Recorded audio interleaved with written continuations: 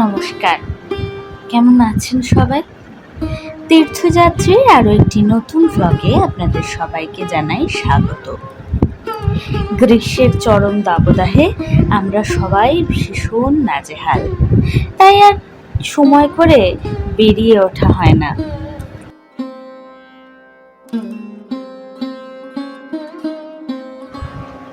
বহুদিন বাদে এক পশলা বৃষ্টি শেষে পরিবেশ একটু ঠান্ডা হতে ভাবলাম ছোট্ট করে কাছাকাছি কোথাও থেকে ঘুরে আসাই যায়।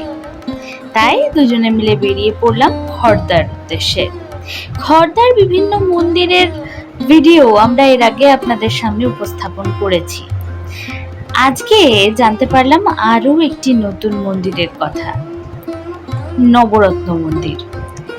খড়দার শ্যাম মন্দিরের খুব কাছেই অবস্থিত এই নবরত্ন মন্দিরেরও কিন্তু কিছু ইতিহাস রয়েছে।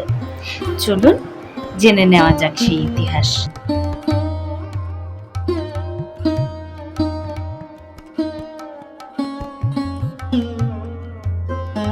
খড়দার এই নবরত্ন মন্দির ঠিক কত বছর আগে প্রতিষ্ঠিত হয়েছিল তা সঠিকভাবে বলা না গেলেও অনুমান করা যায় প্রায় 400 বছর আগে বর্ধমান রাজপরিবার দ্বারা স্থাপিত হয় এই মন্দির।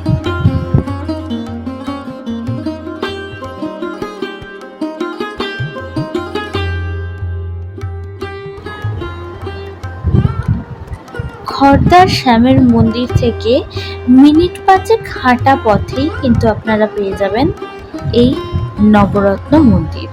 যদিও এই মন্দিরটি এখানে মহাপ্রভু মন্দির নামেই অধিক পরিচিত।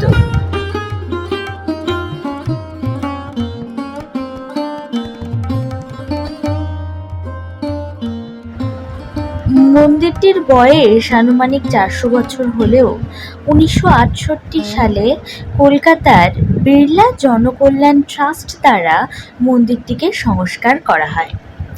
চলুন এবার আসা যাক মন্দিরের গর্ভগৃহের দিকে। মন্দিরের গর্ভগৃহে রয়েছে শ্রী জগন্নাথ, বলরাম, সুভদ্রা, রাধাকৃষ্ণ, শ্রী চৈতন্য মহাপ্রভু এবং শ্রী নিত্যানন্দ মহাপ্রভুর বিগ্রহ।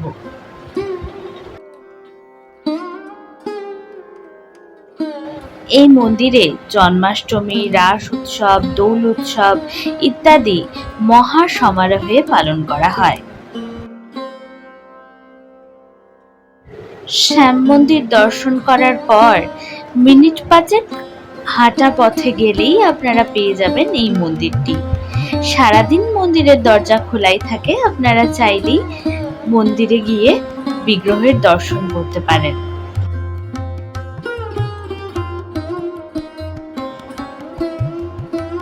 আর ওই যে দেখছেন 9টি চূড়া বিশিষ্ট হওয়ার জন্যই কিন্তু মন্দিরটির নাম হয়েছে নবরত্ন। খড়দার শ্যাম মন্দিরের ব্লগ যারা দেখেননি তারা অবশ্যই ডেসক্রিপশন বক্সে দেওয়া লিংকে ক্লিক করে ব্লগটি দেখে নেবেন।